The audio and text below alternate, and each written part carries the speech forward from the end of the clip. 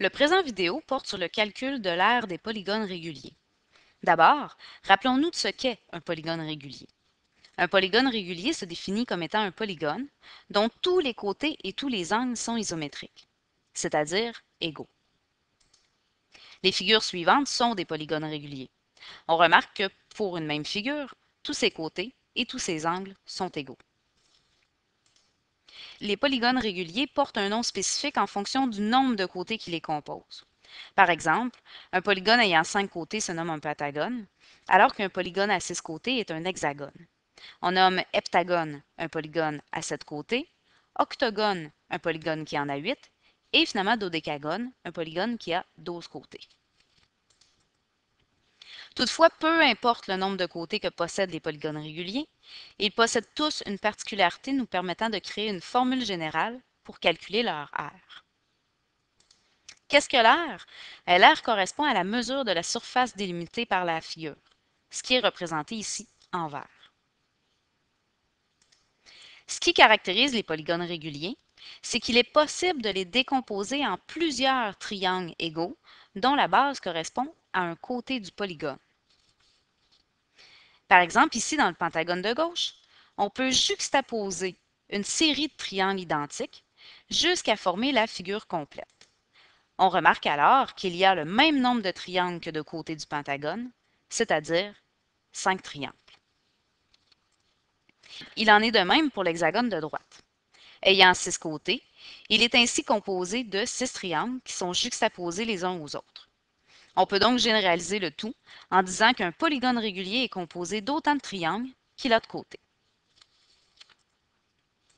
Mais quelle importance cela a-t-il qu'un polygone régulier soit composé d'une suite de triangles? Eh bien, cela va nous permettre de créer une formule générale pour calculer l'aire des polygones réguliers. Isolons un des triangles de notre pentagone. L'aire de ce triangle se calcule par la formule base fois hauteur divisé par 2. La base est ici représentée en rouge, alors que la hauteur du triangle est représentée en bleu. Si on regarde la position qu'occupait ce triangle dans le pentagone, on remarque que la base du triangle correspond à un côté du pentagone.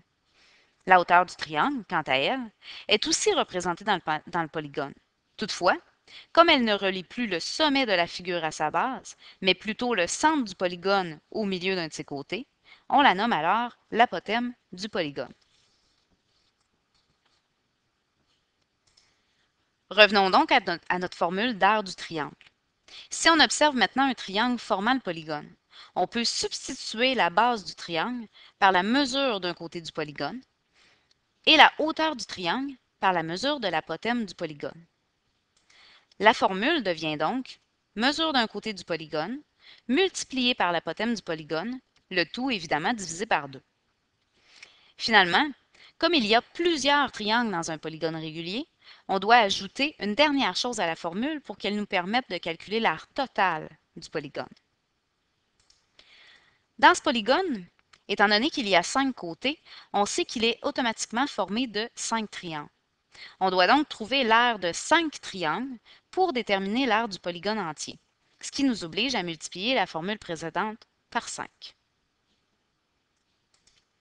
Tout ceci nous emmène donc à généraliser la formule de l'aire pour tous les polygones réguliers, quels qu'ils soient. On a vu que l'aire d'un polygone régulier correspond à l'aire de tous les triangles qu'il compose. On peut donc dire que l'aire d'un polygone régulier est égale à la mesure d'un de ses côtés multiplié par l'apothème et par le nombre de côtés, le tout divisé par 2. On se rappelle que la mesure d'un côté du polygone correspond à la base de chaque triangle qu'il compose, ce qu'on a représenté ici en rouge, que l'apothème, quant à elle, correspond à la hauteur du triangle, ici représentée en vert, et qu'on doit évidemment multiplier le tout par le nombre de côtés du polygone qui correspond au nombre de triangles qu'on y trouve. Il ne faut surtout pas oublier de diviser le tout par 2. On peut simplifier l'écriture de cette formule en écrivant C fois A fois N, le tout divisé par 2. Le C indique ici la mesure d'un côté, le A l'apothème et le N le nombre de côtés du polygone. Petit truc pour se souvenir de la formule. On peut donc dire que la formule de l'aire d'un polygone régulier est can divisé par 2. Dernier détail avant de passer à un petit exemple de calcul, il est aussi possible de dire que la formule est périmètre fois apothème divisé par 2, étant donné que la mesure d'un côté multipliée par le nombre de côtés correspond au calcul du périmètre du polygone. Terminons donc l'étude de la formule de l'aire des polygones réguliers par un exemple. Supposons l'octogone représenté ici, qui possède un apothème de 15 cm et des côtés qui mesurent 10. On se rappelle que l'aire d'un polygone régulier correspond à can divisé par 2. Le calcul devient donc 10, la mesure du côté d'un polygone, multiplié par 15, la mesure de l'apothème, et multiplié par 8, étant donné qu'un octogone possède 8 côtés, le tout divisé par 2. Le calcul nous donne une valeur de 600 cm² pour l'aire, l'unité des aires étant tout le temps élevée au carré. Voilà ce qui conclut cette capsule sur l'aire des polygones réguliers. Pour en savoir plus, vous pouvez consulter la bibliothèque virtuelle d'AlloProf.